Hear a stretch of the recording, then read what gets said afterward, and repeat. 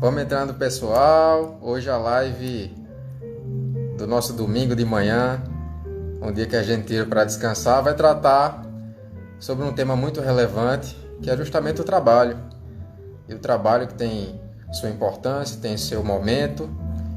E hoje de manhã nós vamos ter a oportunidade de conversar com uma pessoa muito querida minha, que é admirado demais por todo mundo e por mim também, principalmente, que é Antônio Cavalcante, que é juiz do trabalho, titular lá da Vara de Guarabira, na Paraíba.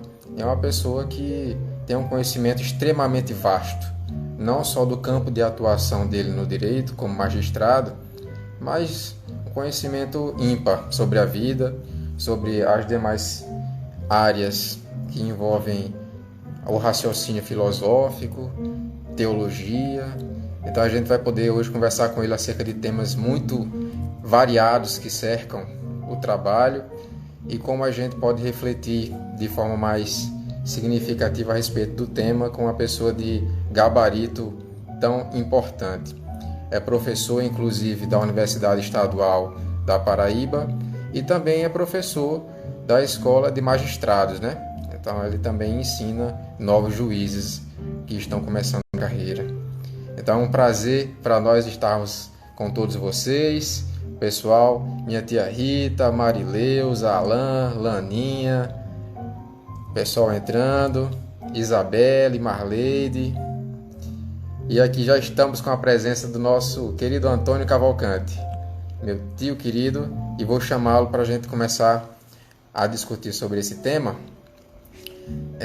que é muito importante na nossa vida, e a gente tem passado por situações bem diferentes, né? De enfrentamento de relações de trabalho, um tema que tem trazido muita novidade, e situações diferentes nesse momento de pandemia, né? Também essas relações têm mudado. Olha aí, Samara Brunet, Gabriela, minha mãe querida, tá todo mundo aqui.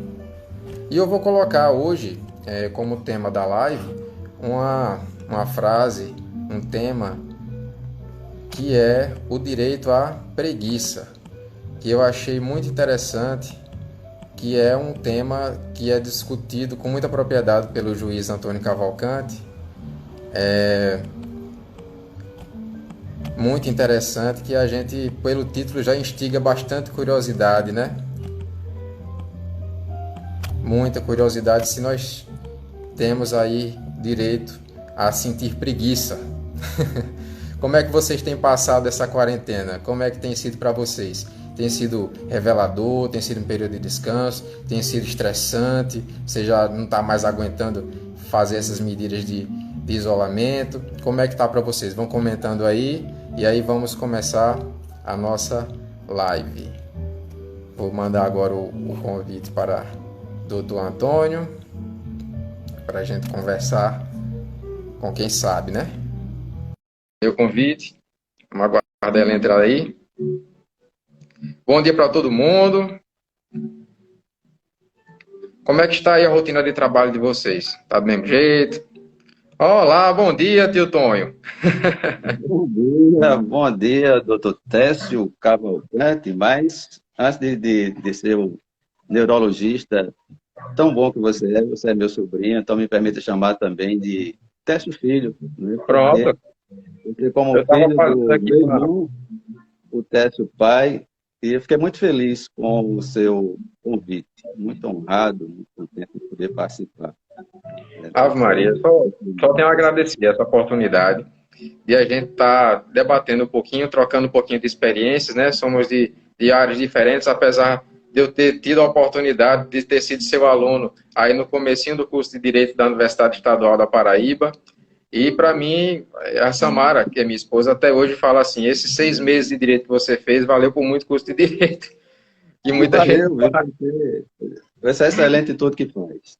Ah, que é isso. Mas é porque é muito interessante, assim, quando a gente está na faculdade, a gente abre a cabeça. E eu tive a oportunidade já no primeiro período, né, na disciplina de Introdução ao Direito, de contar com o senhor sendo o nosso professor e abrindo a cabeça da gente para tanta coisa interessante. E hoje guardo, inclusive, com carinho, muitas publicações suas, viu, tio? Você lembra desse livro aqui, ó? Lembro. Muito, muito carinho, o sentido da vida. Eu fico muito contente de você guardar essas lembranças. É um dos livros, né, do senhor, e que fala justamente sobre o sentido da vida, é uma coletânea de textos, né, que o senhor publicou, sempre muito produtivo nas publicações, e que reúne aí essa interpretação dos sentidos que a vida tem, que a gente busca. Inclusive, já no início do livro aqui, o senhor já comenta um pouco sobre isso, né? Eu queria compartilhar um pouquinho com o pessoal algumas coisas que o senhor escreveu, pode ser? Pode ser, fica à vontade. Pronto. Aqui já na introdução, o senhor fala sobre o livro e fala sobre o 23º texto do livro, que é sobre o sentido da vida, que dá nome ao livro. E aí fala sobre a logoterapia, uma teoria tecida por Viktor Frankl, com os fios da própria vivência dele no campo de concentração, ele teceu essa teoria. E ensina que, para que nós tenhamos motivação para viver, o sentido da vida é justamente buscar sentido na existência, não é isso? Exato. E aí, já no primeiro capítulo, o senhor fala também a respeito de uma palavra grega, né? Que é a akedia, é assim que fala? É akedia. Que a gente pode chamar assídia no nosso idioma, assídia, akedia. Assídia. Mas a akedia é no grego mesmo. Pronto. Tem um termo neurológico na semiologia, né? Que a gente fala que é acatisia, que é uma palavra bem parecida, de radical bem parecido, que é a não capacidade de ficar sentado. A gente tem uma pessoa com acatesia, aquela pessoa que não consegue ficar sentado. Ele fica agitado, fica andando para lá e para cá, mas sem um motivo. Eu conheço gente assim. Então, é muito vou falar o nome. É muito comum.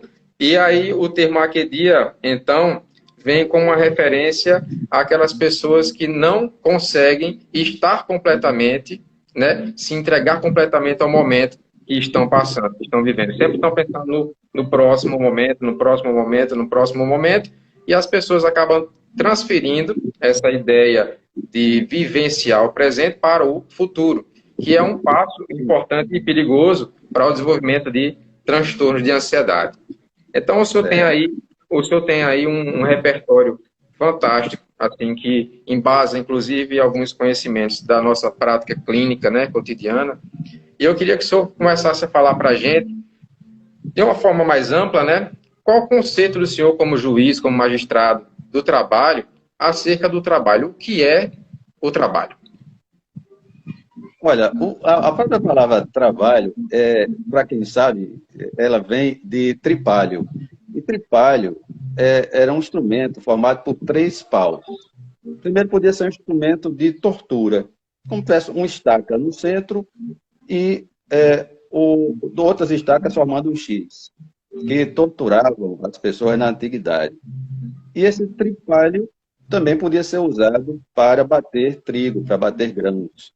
Aí dizem alguns estudiosos que trabalho vem de tripalho e que tinha essa ideia, inicialmente, até de ser um castigo, quase uma tortura. Há aqueles que relacionam essa ideia com aquela narrativa bíblica da expulsão do jardim do Éden, e dizendo agora o homem vai ter que trabalhar, vai ter que ganhar o pão com o suor do seu rosto.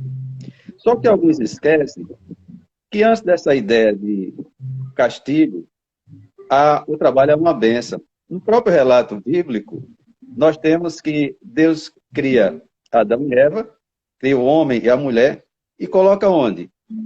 No jardim. E o jardim sempre foi símbolo de felicidade, de alegria. E aí já teria um trabalho. Que era o trabalho? Ser jardineiro do Jardim do Éden. Imagina só, que trabalho maravilhoso era esse. Só que aí vem a desobediência, vem a queda, e poderia haver a ideia de castigo.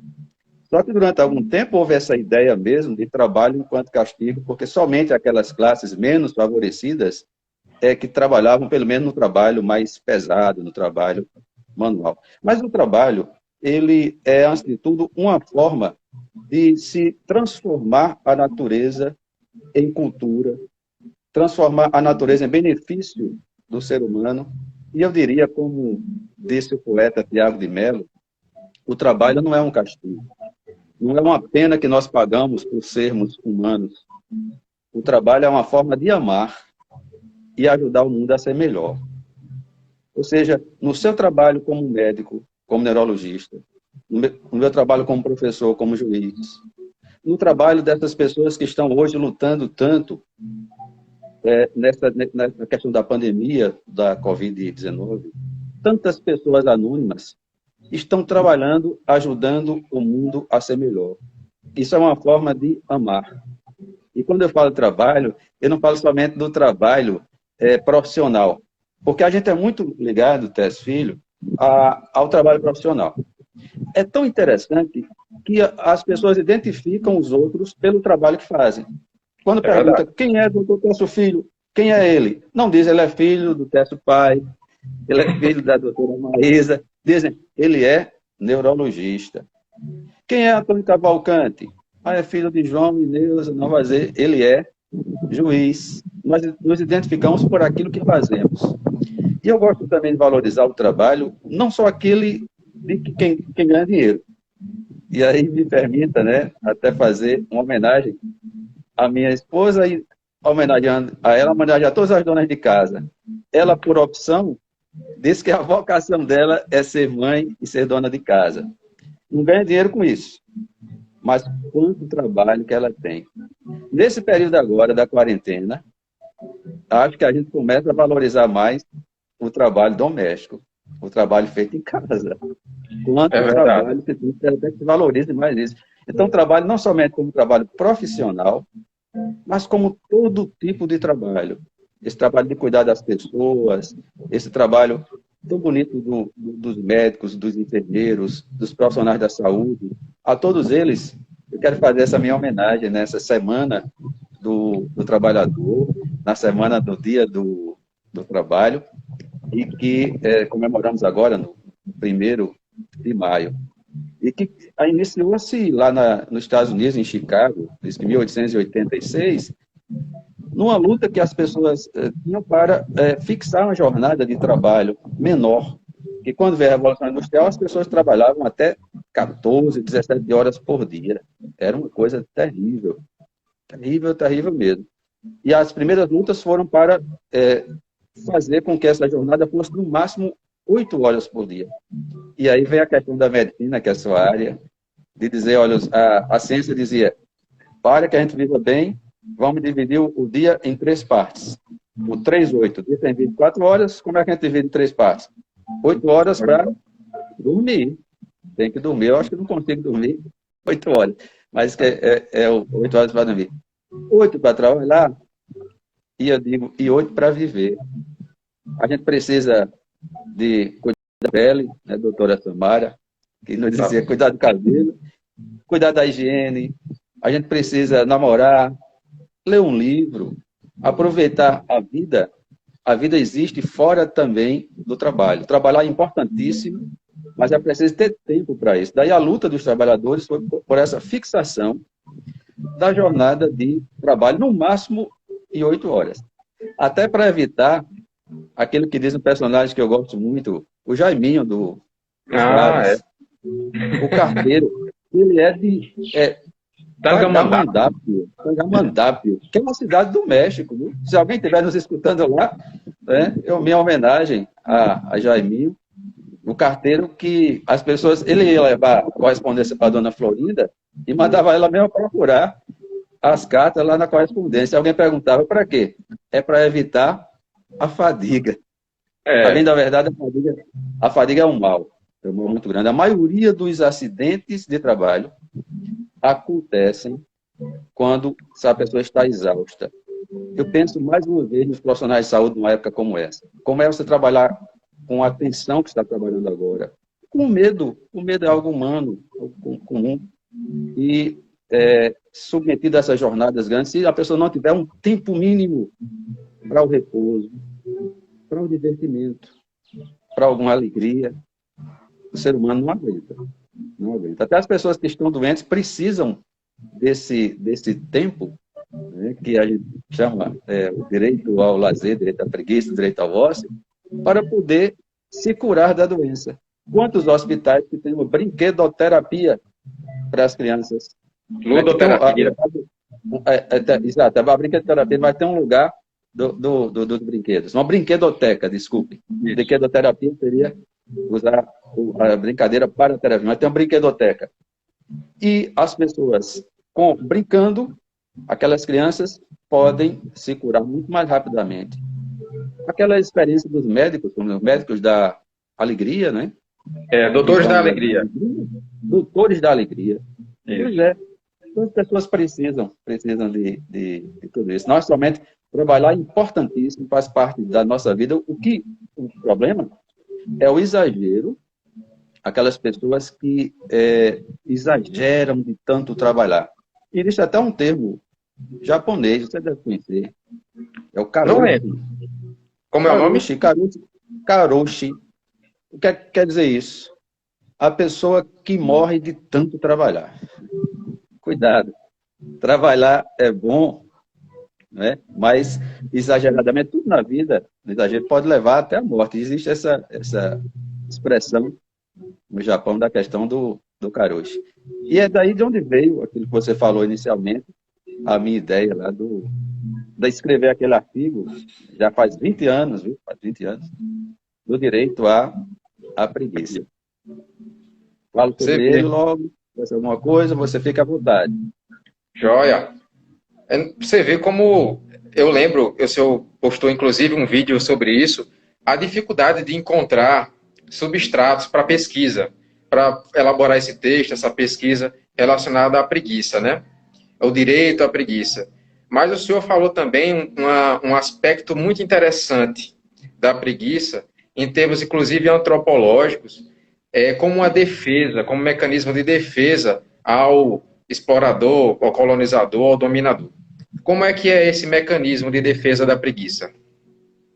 Bem, até sobre o título, foi esse artigo que eu escrevi faz 20 anos, você era muito garoto ainda, e publiquei numa revista do nosso tribunal, o jornal Consulex, que é um jornal muito importante na área de direito do trabalho, gostou, aí publicou, fizeram lá um jornalzinho, colocaram um desenho lá na capa do jornal, foi chamada de capa.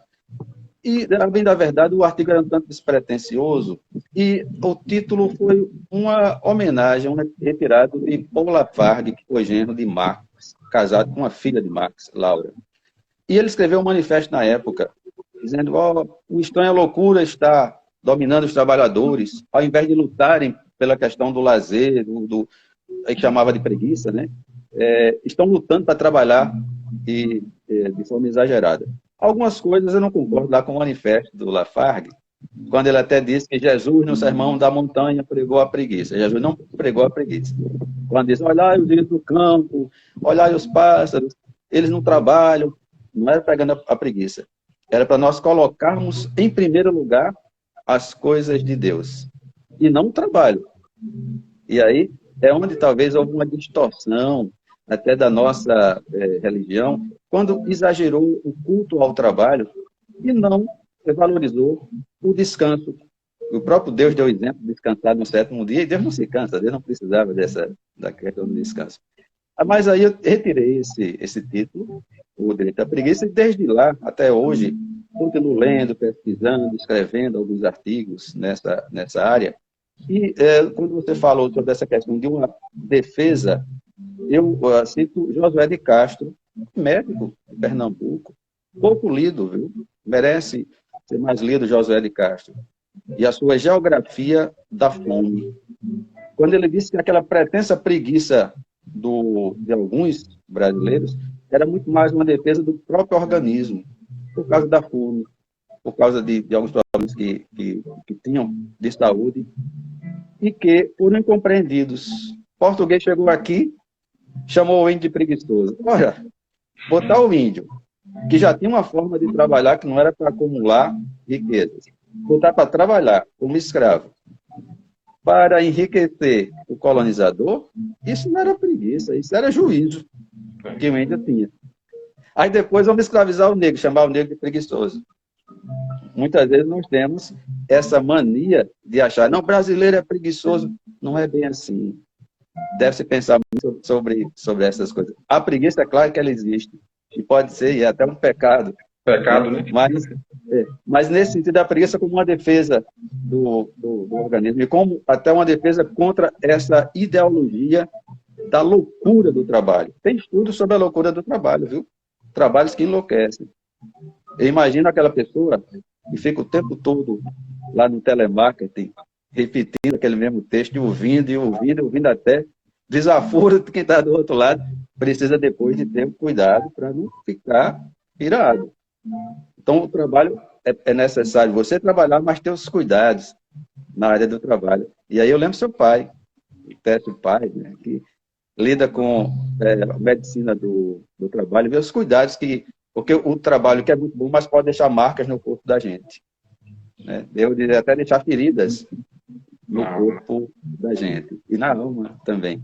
Daí, não é a ideia de a gente fazer uma defesa de ser preguiçoso. Longe disso. É a ideia de se dizer, olha, tudo tem limite. É preciso também que a gente valorize aquilo que... Eu só li tempos depois de escrever esse artigo, mas é Domênico de Masi, fala no ócio criativo. Um tempo só para você. Imagina se Sócrates, lá na antiguidade grega, não tivesse um ócio, tivesse assim mais tempo livre. A filosofia não tinha desenvolvido tanto quanto nós temos hoje. E os poetas? E os artistas que precisam de um ócio para poder criar? Agora, para que eles tivessem um ócio, precisava de alguém estar na cozinha trabalhando. Era a mulher de Sócrates, que era tido por alguns como, entendeu? Que era tido por alguns como uma megera. Ah, a mulher de Sócrates é megera. O meu marido ficava o tempo todo no meio da rua, né? Mas o genial, o maravilhoso Sócrates precisava desse tempo livre para poder filosofar. Então, o que fazer com o seu tempo livre? Que às vezes a gente não sabe o que fazer. Tempo agora da pandemia. Você fica em casa e fica aquele tédio, aquedia, assídia. Fica inquieto, agitado, sem saber o que fazer, sem saber o que fazer com o tempo livre. Tem gente que se aposenta, aí depois cai em depressão, porque não sabe o que fazer.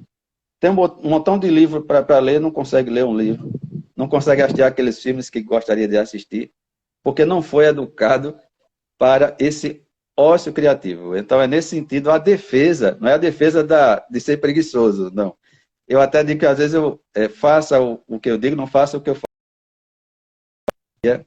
Trabalhar, porque a gente traz trabalho para casa também. Quem é juiz e professor faz muito disso. Como é que tá a rotina do senhor aí nesse período de quarentena? O trabalho tá... Agora deve ter trazido realmente muito mais trabalho para casa, né? Como é que tá? Você está conseguindo estabelecer uma rotina de horários, está extrapolando? Eu sei que o senhor tem outras atividades relacionadas à criatividade, o senhor tem... Enfim, eu lembro até que no lançamento do livro, acho que tem 10 anos esse livro que eu mostrei agora, né? Do senhor aqui, que é O Sentido da Vida. Foi um sarau lá no Colégio da Luz, não foi? Foi. Muito sarau, bonito. muito bonita. E a rotina tem sido do teletrabalho, o tal do home office. Tanto do trabalho como juiz, como também de professor. Como professor, preparando algumas aulas, disponibilizei nas redes sociais. E como juiz, a gente continua despachando, fazendo as sentenças. E vamos começar a partir de amanhã a fazer as audiências que forem possíveis por videoconferência. O que é uma novidade para a gente. Mas eu digo uma coisa, depois dessa pandemia, dessa quarentena, eu lembro a música de Milton Nascimento. Nada será como antes. Muita coisa nós estamos aprendendo durante esse período, mas que veio para ficar. Quem sabe a telemedicina de vocês. Né? A mesma coisa na nossa área, Tim. Na nossa área aqui também, então, como fazer uma videoconferência, nós vamos ter que adaptar a isso. Então, a rotina tem sido essa. O cuidado de quem faz o teletrabalho é ter disciplina. Porque acha que está em casa e acha que não está trabalhando. Que algumas pessoas pensam no trabalho não como aquilo que a gente faz, mas como um lugar para onde a gente vai. Pergunta logo, cadê fulano? Foi para o trabalho. está no trabalho. E às vezes acha que estando em casa não está trabalhando. Então, quando a gente mistura as coisas, termina não trabalhando excessivamente em casa, não dando atenção à família, fazendo essas atividades do ócio criativo. Mas a rotina tem sido essa, o que é uma coisa boa também, porque nós, com isso, ocupamos o tempo. Aí talvez não sinta tanto essa angústia de não poder estar no contato mais próximo com os alunos, mais próximo com os jurisdicionados, que a gente sabe que nada substitui esse contato mais próximo. Mas, na falta desse contato, é possível se fazer por videoconferência, esse tipo de coisa assim, Tess Filho. É verdade. Marileuza, um abraço, Marileuza. Temos aqui pessoas até na Alemanha acompanhando a nossa live, né? Então, estamos muito prestigiados. Ela colocou aqui um comentário, que se eu puder fazer um comentário a respeito disso, ela disse que num campo de concentração lá perto de Munique, lá em Dachau, tem uma frase dizendo, uma placa, né, nazista da época, dizendo assim: o trabalho liberta. E aí tem aquela visão de Frankl, né, sobre a perspectiva do trabalho no campo de concentração. Nós temos, assim, o prisma, né, o espectro de como a gente identifica, como a gente encara o trabalho, ele pode ser o mais diverso possível, desde a sobrevivência até a busca da felicidade, até o amor. Como é que o senhor consegue interpretar essa frase tão antitética, né, aí, só o trabalho liberta? Gostei do antitética, de fato é uma coisa. Porque do jeito que está lá colocado no campo de concentração, é uma antítese muito grande. Se dizer, quem está no campo de concentração não está trabalhando porque quer, não está trabalhando de forma livre, como aconteceu com o nazismo, e a gente jamais pode dizer que foi com a Alemanha, mas foi com os nazistas que fizeram naquela época, que trataram as pessoas com a dignidade até abaixo dos animais irracionais. Trataram como se fosse lixo, como se fosse algo descartável. E aí falar em trabalho, colocando lá na questão do campo de concentração, trabalho que liberta, é até uma ironia. Mas você falou de Frankl. Frankl, quando escreve o livro Em Busca de Sentido, ele viveu no campo de concentração, esteve em Auschwitz e esteve em outros campos de concentração. A família dele foi dizimada durante a Segunda Guerra Mundial. E ele dizia que uma das formas de encontrar uma razão para viver, e aí quando ele fala o sentido da vida e a busca do sentido da vida, ele não traz uma receita pronta, porque não tem receita pronta para o sentido da vida, não existe. Não é um manual de autoajuda em busca de sentido. Mas ele diz que 3 coisas básicas podiam trazer sentido para ele. A primeira é do trabalho. Ter alguma coisa para fazer, não só enquanto profissão. E dizia que vários que estavam ali no campo de concentração ainda tinham razão para viver quando pensavam num trabalho que queriam terminar quando fossem libertos. Então, se o trabalho libertava nesse sentido, ele de fato libertava. Ele dizia que o ser humano tinha uma liberdade extrema. A nossa liberdade é condicionada. Quem está no campo de concentração não tem, praticamente, nenhuma liberdade, mas ele dizia que tem uma liberdade. Qual é? É como reagir àquela situação. Você pode não ter liberdade, você estava preso, tal, mas como reagir àquela situação, você tem liberdade sim. E alguns encontravam no trabalho em alguma coisa para fazer a sua razão para continuar vivendo. Dizia ele que quando percebia que alguém não fazia mais a barba, que alguns diziam, olha, faça uma barba nem que seja com caco de vidro, para mostrar que você está bem, que pode trabalhar para não ser mandado para as câmaras de gás. Então era uma forma de continuar vivendo, continuar trabalhando. Outra coisa era o amor, a pessoa amada. Bastava se lembrar das pessoas amadas. Você pode estar numa situação de grande sofrimento, mas quando lembra de alguém que você ama, lhe dá vontade de viver. E outro que ele diz muito bonito é transformar o sofrimento em sacrifício. E ele diz que o desespero é o sofrimento sem sentido. Quando você dá um sentido ao seu sofrimento, transforma em sacrifício. Então, tudo isso pode ser ligado à ideia do trabalho. Não naquela ironia do trabalho que liberta no campo de concentração, mas um trabalho que dignifica. às vezes até a gente exagera também com essa questão. Eu lembro a música de Gonzaguinha, não é? Que diz que sem o seu trabalho o homem não tem honra, se morre, se mata, não dá para ser feliz. Não, eu acho um pouco exagerado, mas a ideia do trabalho que traz dignidade. E nesse sentido, o próprio Jesus Cristo dignificou o trabalho. O trabalho braçal era somente para aquelas camadas mais inferiores da sociedade. E Jesus foi um trabalhador, um operário, como o pai dele, José. E Paulo vai dizer isso em determinado momento. Paulo que fazia tendas, e vai dizer, olha, quem não quiser trabalhar, que não coma. Ele não estava exagerando. Olha, quem não trabalha não pode comer. Assim, algumas pessoas ficavam sem trabalhar, só esperando a vinda de Jesus, e dizia, não, vocês precisam trabalhar. Agora, esse trabalho que traz dignidade, não aquele trabalho, como eu disse, forçado de um campo de concentração. Isso aí não é um trabalho que traga dignidade. Não é aquele trabalho que a gente via, não é? Talvez até nos gibis, quando tinha aqueles prisioneiros amarrado com uma bola de ferro na perna e trabalhando forçado. Ali não é trabalho que traz dignidade para o ser humano, não. Mas a maioria das vezes o trabalho liberta, sim, e o trabalho traz dignidade. A dignidade, a sensação de estar sendo útil, né? Que faz muito parte da sensação de felicidade interior, é a gente saber que a gente está podendo ser útil.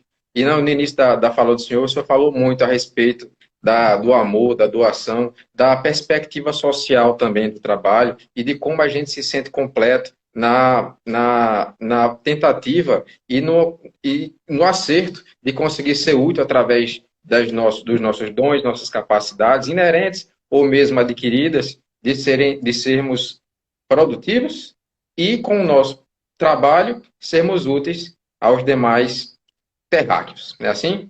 A gente hoje a gente hoje está vivendo um mundo cada vez mais globalizado, mas em relação ao trabalho, também o senhor comentou, que pode ser também uma perspectiva de sacrifício.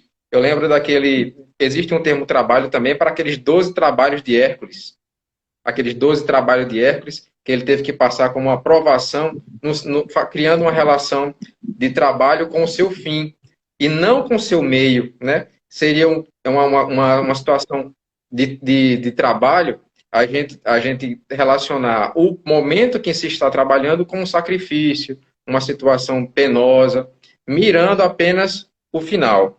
E aí, nosso amigo Eric, ele faz um comentário que traz um pouco disso, no comentário dele aqui, que é justamente o período em que a gente, nos nossos dias contemporâneos, o senhor como pai, como juiz, como professor, pode fazer uma reflexão a respeito disso também, acerca de como nós, como pais, eu ainda não sou, mas se Deus quiser, em breve seremos, mas, se Deus quiser. Mas com uma reflexão de como um pai vê essa cultura sendo passada também para os filhos, de você ver um filho crescer, passar e finalizar um processo de infância, às vezes precocemente, ou uma demanda de estudo, de ter que ir para fora, de fazer cursinho, depois já se entra na faculdade, até aos 16, 17 anos de idade, já entra num mundo em que você começa a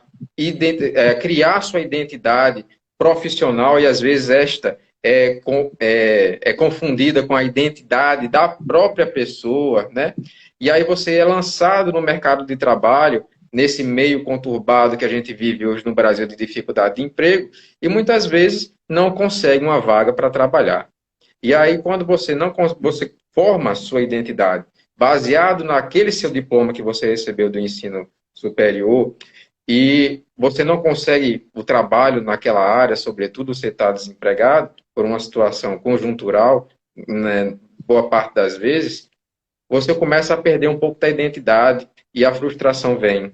Eu lembro até nos jornais, você sempre que vai fazer uma reportagem, como o senhor falou, a identificação daquele entrevistado é através do trabalho que ele desenvolve, né? Então, aqueles que estão desempregados são rotulados mesmo como desempregado. José Luiz da Silva, desempregado. Ou Maria José da Silva, aposentada, né? Ele está sempre vinculado a um trabalho que esteve ou não está sendo feito. É muito interessante. E essa colocação, a gente falava do sacrifício, até da luta que tem para se criar os filhos. E eu digo, pode haver trabalho maior do que criar um ser humano. E quando a gente fala criar, é educar, é encaminhar esse ser humano. E como você disse, muitas vezes acontece disso. Tanto esforço, tanto sacrifício, e alguns conseguem determinadas colocações no mercado de trabalho e outros não. E até aqueles que conseguem, algumas pessoas não compreendem e até dizem assim, vem doutor Técio Cavalcante, filho, aí alguém pode dizer, ele tem sorte na vida, tá vendo? Hoje é um médico bem-sucedido, de renome, tão novo, tão capacitado, e não sabe o sacrifício que você passou para chegar até onde chegou. O sacrifício que eu passei, que seu pai passou, que todos nós passamos. De muito estudo, de muita dedicação, às vezes até de noites mal dormidas, e isso depois se conquista isso com muito sacrifício. Então, essa ideia de você dar um sentido a esse sacrifício e valorizar esse sacrifício dos filhos que lutam para se caminhar para um mercado de trabalho. Infelizmente, nem todos chegam até essa oportunidade. Eu costumo dizer aos meus alunos de direito, eu normalmente dou aula para os que estão começando, e a gente, claro, compreende que nem todos vão atuar na área do direito, mesmo, profissionais do direito. Mas mesmo que não atuem, a formação que eles vão encontrar ali não é tempo perdido. Ninguém perde tempo com a formação. Ninguém perde tempo com o estudo.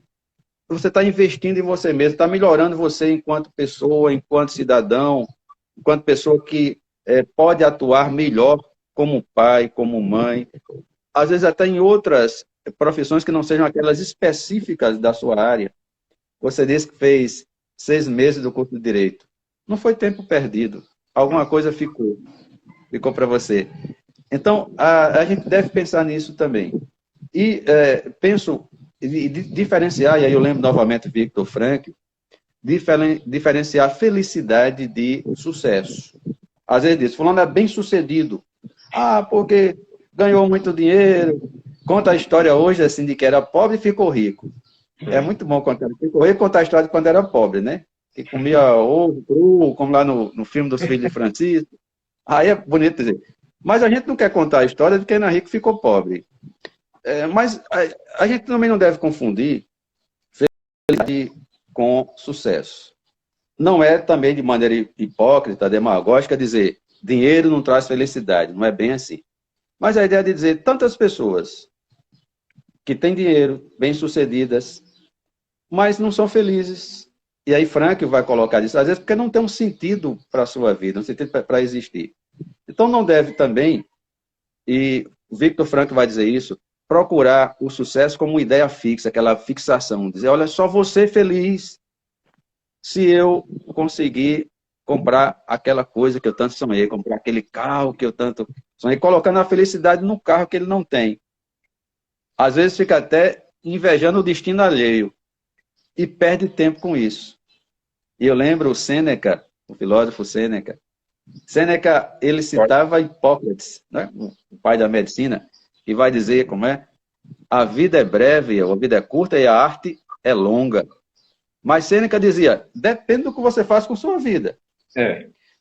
Se você passar a sua vida o tempo todo se preocupando com a opinião dos outros, ou invejando o que os outros têm, a sua vida vai ser uma vida vazia.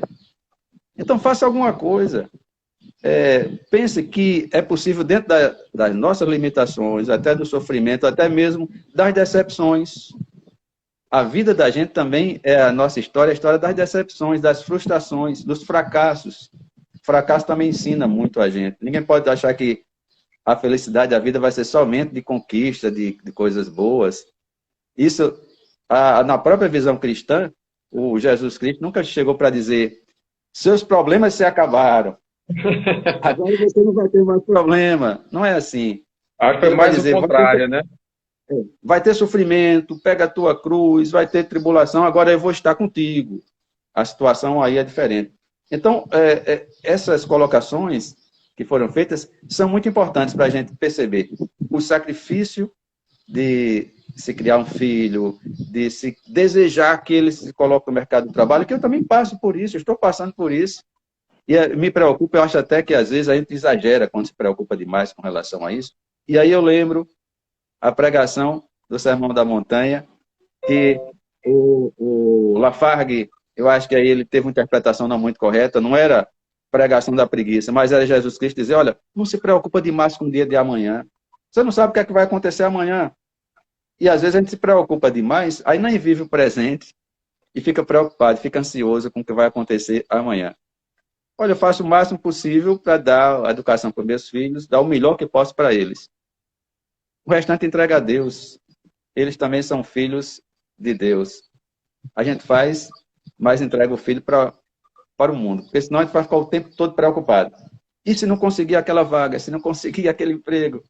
É bom quando consegue, mas se não conseguir, talvez consiga de outras formas, para que a gente não tenha essa ideia fixa e termine frustrado, né? Termine achando que a vida não vale a pena, que eu acho que sempre vale a pena. Mas, É o que Jesus sim, isso que o senhor está falando em outras palavras, Jesus teria dito, meu filho, não se preocupe. Ou seja, não se ocupe com coisas que ainda não aconteceram, não se preocupe. Não coloque sua cabeça no futuro, porque ele não existe, né? Então, é justamente isso, a gente está onde a gente está. A gente viver o momento, a gente evitar a que é dia, não é isso? Exato. Muito bem. Tio, quanto à perspectiva do senhor, o senhor que é magistrado, é juiz de trabalho, tudo, mas também é professor, também é músico, também é poeta, enfim. Eu lembro que no lançamento do livro Aqui o Sentido da Vida, do senhor, lá no Colégio da Luz, houve o sarau, e eu lembro muito claramente na minha mente que o senhor falou assim, eu estava esperando assim, a iluminação. O senhor ia dizer qual era o sentido da vida, e eu ia sair dali realizado, sabendo por que eu estou nesse mundo aqui. E o senhor falou justamente de uma forma que eu não esperava, mas justamente o que eu precisava ouvir, que é a vida aos moldes, por exemplo, de Leonardo da Vinci, ela não tem um sentido só. Você escolhe o sentido que você vai dar para a sua vida. Eu acho que é muito pequeno, né? A gente pensar que eu nasci para ser só neurologista, ou que o senhor nasceu para ser só juiz do trabalho. Nós temos capacidades variadas e a gente pode explorá-las se a gente conseguir dar equilíbrio no tempo, baseado nisso que o senhor falou, do tempo que a gente tem também disponível para viver, o ócio que a gente pode criar e investir em outras áreas. Conta para a gente um pouquinho aí de que outras áreas o senhor tem se dedicado além do campo profissional. Bem, você disse aí, músico, eu não sou, eu gosto de música, você sabe bem, que seu avô, meu pai, João Epifânio, ele era professor de música.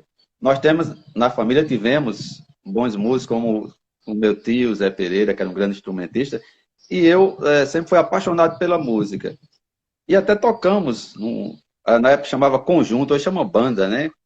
Eu e seu pai, Técio, eu tocando clarinete, e depois aprendi um pouco teclado, e ele tocando bateria, ele era mestre lá da percussão.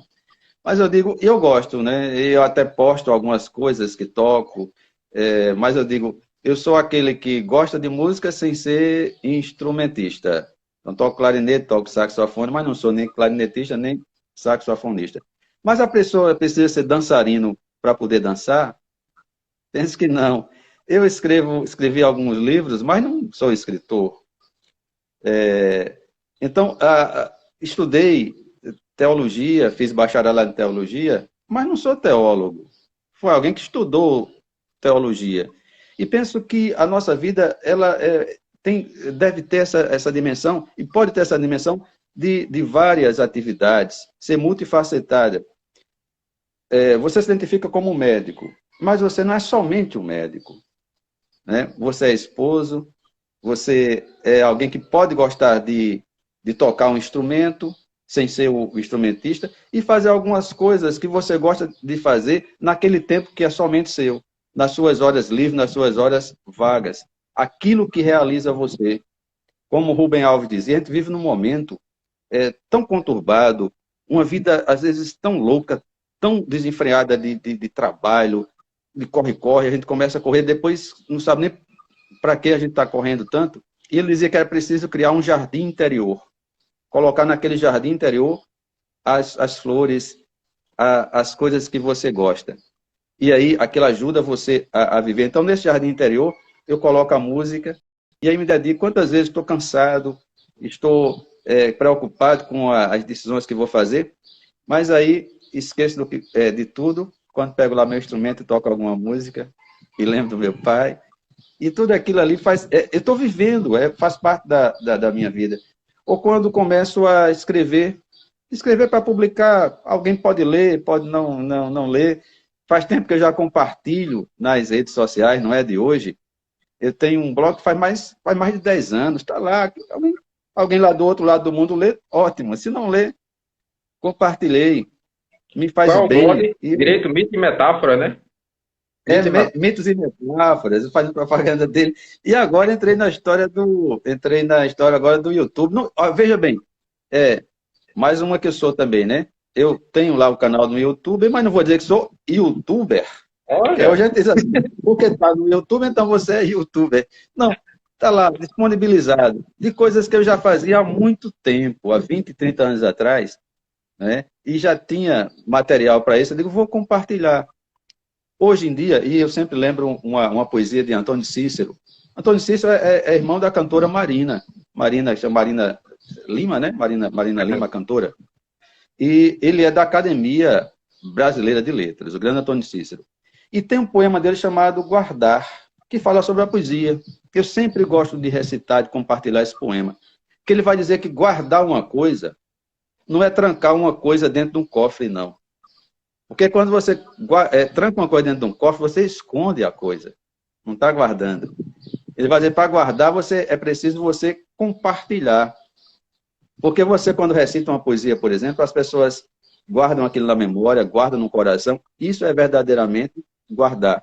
E não trancar, esconder uma coisa. De que adianta uma obra de arte trancada num lugar que ninguém vê? Um livro que ninguém lê? o conhecimento como um todo, né? Então, por isso que a gente está viabilizando também esse contato com o senhor para a gente poder usufruir dessa cultura, dessa noção de vida, de mundo. E eu me sinto muito agraciado, assim como todo mundo que está acompanhando a gente também por essa live. Doutor Antônio, me diz uma coisa. O que mais tem ajudado a refletir? O que é que trouxe de ensinamento esse período agora de isolamento pela pandemia? Muita coisa. Pode ser lições até um tanto dolorosas de sofrimento, algo que a gente não imaginava. Isso parece coisa daqueles filmes que a gente via na televisão de distopia, né, que eles falam em pandemia, tal, coisa que a gente não imaginava estarmos vivendo agora. Mas há muitas lições que podem nos ajudar. Com relação à minha área específica, quanto ao trabalho, o mundo do trabalho, eu disse, nada será como antes. O trabalho não vai ser mais como era antes. Por um lado, é preciso a gente valorizar mais o trabalho e não só o capital. Eu tenho um artigo que está publicado lá no Jus Navigandi, que é um site de artigos jurídicos, chamado O Capital Não é Tudo. E eu faço esse título a partir de um pequeno poema de Milor Fernandes. Milor Fernandes, que era muito bem-humorado, trazia as coisas na parte do humor, e Milor Fernandes dizia, o capital não é tudo. Sim, irmã, Eva, afinal, tinha só uma maçã. Eu dizia, olha, veja numa época como essa, as pessoas ficam dizendo, olha, o capital que move o mundo, o dinheiro que move o mundo, claro que capital não é só dinheiro, mas sem o trabalho, esse capital não vai ser nada.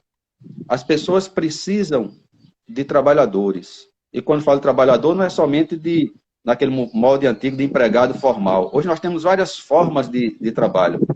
Desde alguém que é influenciador digital, que é youtuber, aquele que é freelancer, aquele que faz entregas lá por aplicativos. Hoje nós temos uma gama muito grande de formas de trabalhar. Mas é importante perceber, não existe o desenvolvimento sem que haja o trabalho. E valorizar esses trabalhadores. isso é uma das grandes lições que a gente tem de tirar. E que para se ter esses trabalhadores, para que tenham um trabalho, tem que preservar a vida. E a gente deve colocar isso, colocou a vida em primeiro lugar. Nenhuma economia de nenhum país do mundo vai ser igual depois dessa pandemia. As relações capital e trabalho vão ter que mudar a configuração e é preciso valorizar, principalmente, claro, todas as profissões, mas as pessoas que cuidam da vida. Quando a gente fala dos médicos, dos enfermeiros, mas fala também daqueles profissionais que estão nos hospitais fazendo a limpeza dos hospitais, que estão na lavanderia daquelas roupas, os vigilantes, as pessoas que estão na rua, precisa valorizar mais essas pessoas. Essas pessoas estão se doando. Essas pessoas não trabalham só por dinheiro, que somente o dinheiro não faria com que as pessoas estivessem nesse tipo de trabalho. Não basta bater palma para essas pessoas, é preciso valorizar. Então, é uma das grandes lições que nós podemos tirar. Outra lição da solidariedade, que nós vivemos num mundo, esse mundo que é tudo tão compartilhado. Aí um vírus que vem lá da China, chega aqui no nosso país, chega no sertão, chega nas nossas cidades pequenas. E o que é que a gente vai fazer? Vai se fechar as fronteiras para a gente não conviver mais? Ou vai compartilhar conhecimento? A medicina, a descoberta que tiver lá na China de uma vacina, de um remédio, não vai ser compartilhado com o restante do mundo? Qual vai ser o caminho? Vai ser o fechamento das fronteiras ou vai ser a solidariedade, se compartilhar a ajuda das pessoas? Então, muitas lições podem e devem ser tiradas dessa pandemia. Algumas lições, como eu disse, bastante dolorosas. E outras, como a gente também se reinventar nas formas de trabalho. Participar como agora aqui com você. Para mim, eu nunca tinha participado de um momento como esse. A gente está aprendendo. É uma forma de a gente se reinventar, de aprender, de perceber que os contatos são feitos também, não somente contatos físicos, pessoais. Nós estamos no isolamento físico, mas não no isolamento social.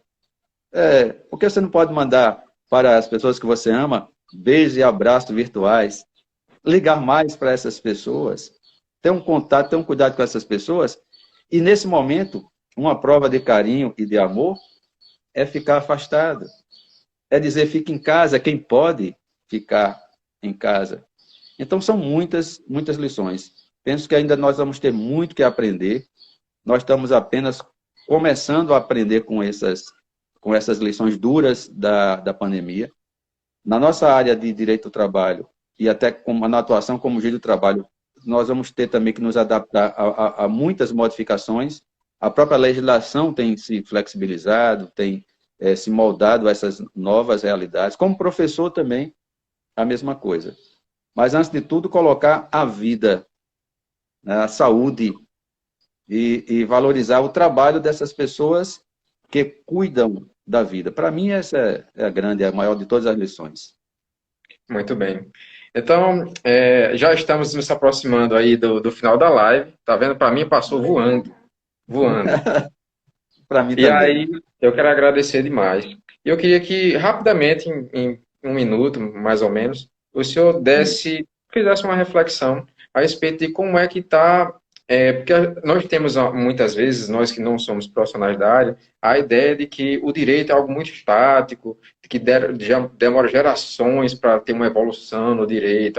Existe a doutrina, tudo, mas existe uma rapidez muito grande que a sociedade demanda pela velocidade das modificações relacionadas ao direito, inclusive legislações trabalhistas também. O que é que o senhor pode falar a respeito dessa velocidade da transformação do direito no campo do trabalho e da necessidade de, como professor, oferecer as ferramentas necessárias para que o aluno saia da faculdade não como o diploma parado ali, mas preparado para continuar evoluindo? Dizer isso em um minuto é impossível. Vamos lá. Mas aí eu já agradecendo a todos vocês, mas é dizer o seguinte, a legislação, essa sim, é um pouco mais conservadora. Ela não pode também estar se modificando todas, até muda muito, e a gente até reclama muito que ela muda. Mas o direito, ele não é só a lei. Direito você falou aí, a doutrina, a jurisprudência, direito não é somente a legislação. E ele precisa mudar para acompanhar às novas necessidades da sociedade. É preciso que o estudo do direito, a forma de se praticar e estudar o direito, seja mais adequada para esses novos tempos.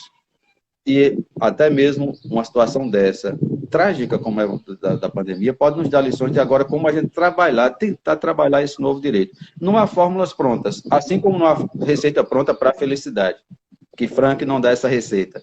Ele até diz onde é que a gente poderia encontrar, mas cada um que vai fazer a sua busca de sentido, de orientação para a vida. Ele até diz, é como se alguém perguntasse a um jogador de xadrez, qual a melhor jogada do xadrez? Olha, depende do jogo. A mesma coisa é a vida. A vida se vive, se aprende vivendo. No direito também, essa vivência do direito. Mas a gente deve estar aberto, com a mente aberta. Eu já que sou professor de muito tempo, já estou até perto de me aposentar, mas não posso me acomodar. Eu acho aquela coisa de acomodar, achar que a gente já sabe tudo, que agora não precisa mais de estudar. Isso é um grande erro. Dizem que o maior inimigo da verdade não é tanto o mentiroso, é aquele que se acha dono da verdade. Porque quem se acha dono da verdade, acha que já sabe tudo, não vai ouvir mais ninguém. Aí não vai estudar, não vai... O tempo todo está aprendendo. Então é preciso aprender e reaprender. E eu lembro, até para concluir, um professor chamado Luiz Alberto Vará, que ele dizia também que o direito precisa trabalhar com o desejo e o amor. Que são coisas que a gente não trabalha tanto no direito. Mas é possível trabalhar desejos e amores em direito. Porque direito é algo que faz parte da vida e a vida também engloba os desejos e os amores. Então, quais são os nossos desejos constitucionais, por exemplo? É de um país mais igual, um país que tenha educação para todos, que a saúde possa realmente atender a todas as pessoas. São desejos constitucionais. E tudo isso é uma forma também de, pelo direito, a gente praticar o amor para os outros. Não sei se eu consegui em um minuto. Rapaz, eu só posso agradecer. Eu queria fazer uma proposta, não sei se vai ser possível aí, mas se o saxofone estiver próximo aí, eu queria terminar essa live com uma palhinha. Não tá, teria que montar aqui, botar aquele... Eu vou ter que fazer outra live para a gente fazer só essa parte artística sua, que é uma seara totalmente, uma vertente interessantíssima aí do juiz Antônio Cavalcante, que a gente merece explorar também. Pegar o tênis e montar todinho, aí iria atrasar. Tem que ensinar, inclusive, a fazer isso, o processo, tudo. Tá certo. Samara quer fazer uma pergunta aqui. Diga aí, Samara. Sim. A gente tem visto uma situação bem adversa também envolvendo aí o Supremo Tribunal Federal, essas tensões, né, institucionais. Existe muito essa tensão institucional no ambiente que o senhor vive? A tensão existe em todos os ambientes. Em alguns mais, outros menos. No nosso não é tanto assim. Nós convivemos muito com aquilo que a gente chama de contraditório. E a gente se acostuma com isso. É um ambiente em que o juiz está para fazer o seu julgamento e você tem advogado de um lado dizendo sim, outro advogado do outro dizendo não. Eu até digo aos meus alunos, é uma profissão muito bonita, porque você vai ter um colega do outro lado, até de certa forma, dizendo o contrário do que você está dizendo. Mas com respeito, isso é democracia, porque a gente não pode querer que todo mundo pense igual. O importante é que todos tenham direito de dar a sua opinião, as suas versões, e respeitar a decisão final, as decisões finais. E com educação, com elegância. Você pode ser até muito duro, muito incisivo, sem perder a elegância. Ou para as mulheres, sem descer do salto. Então você vai chegar numa audiência, por exemplo, e não vai chamar palavrão, dizer você é isso, você é aquilo, você é mentiroso. Você diz até de uma forma elegante, diz assim, data vênia, Vossa Excelência, não está faltando com a verdade, é mais bonito do que chamar o outro de mentiroso. Às vezes, até em tribunais superiores, infelizmente, não nos dão exemplo, que ficam trocando acusações, às vezes usando determinadas coisas que não é tão bom. É preciso que haja o debate, que haja a discussão. Essas tensões, nós vivemos num momento também de muitas tensões, até institucionais, mas, antes de tudo, se respeitar a democracia. A democracia, ela não é perfeita. A democracia tem muitas falhas.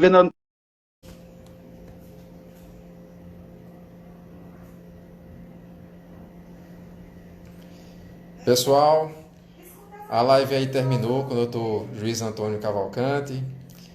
Vamos voltando aí. Thalita, se puder pedir para o nosso querido juiz Antônio Cavalcante voltar na live aí para ele dar o bom dia, o bom domingo dele. Agradecer aí a todo mundo que esteve conosco. Foi assim uma experiência maravilhosa e ter tido a oportunidade de a gente fazer essa live com o Dr. Antônio me é muito caro porque é uma pessoa dentro da família.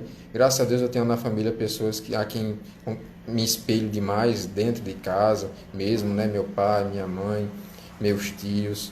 Então é um prazer poder contar com ele. Vou trazer ele novamente aqui para ele poder dar o tchau tchau dele e até breve, porque a gente vai fazer outra live aí com ele, com certeza, live top de top aqui. Pronto.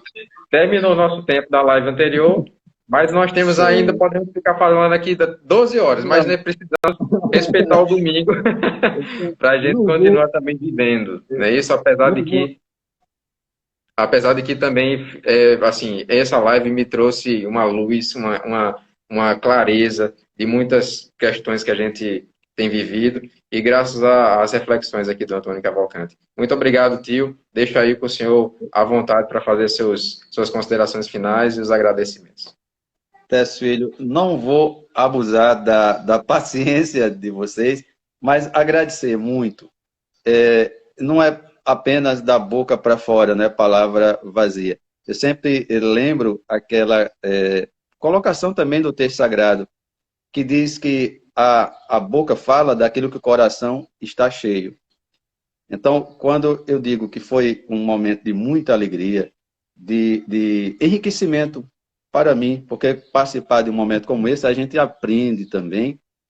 E eu que tenho muita admiração por você, muito carinho, muito afeto, e só tenho que desejar a você, a Samara, as pessoas aí da sua terra agora também, não é? De Serra Talhada, que uma cidade tão hospitaleira, tão bonita, e a todos desejar, primeiro, saúde. Nós mantemos a nossa sanidade, a nossa saúde física e mental, mesmo em um período adverso como nós estamos vivendo.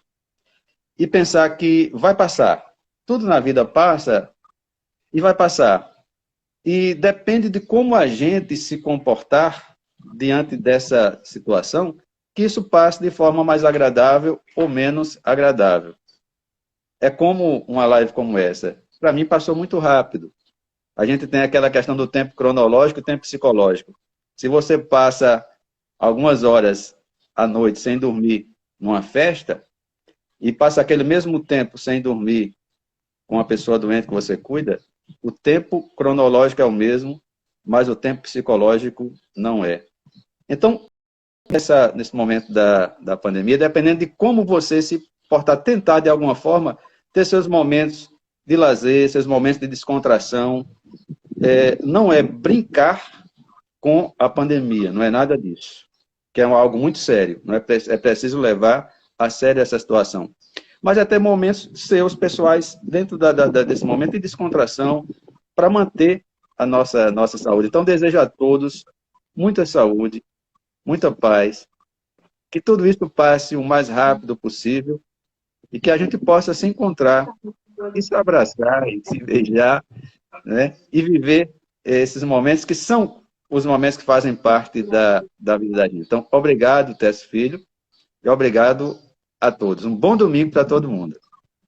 Bom domingo, muito obrigado mais uma vez. Deus continue abençoando todos vocês, todos nós. E a gente, com certeza, a depender de mim, vamos fazer uma nova live aí com novos temas para a gente poder aproveitar essa riqueza de conteúdo que o senhor nos trouxe. Combinado? Ok. Tudo bem, combinado. Até a próxima. Bem. Essa live vai ficar salva aí durante 24 horas. Para quem quiser assistir, compartilha, porque ela está imperdível. Tchau, minha gente. Tchau.